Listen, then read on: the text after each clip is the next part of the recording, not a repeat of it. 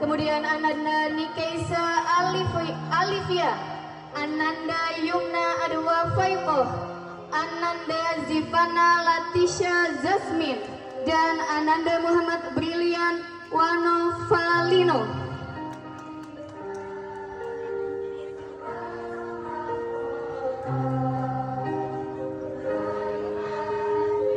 Kepada Ibu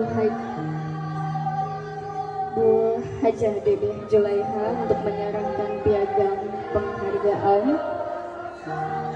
Semoga anak-anak kita tetap menjaga hafalannya, meningkatkan hafalannya.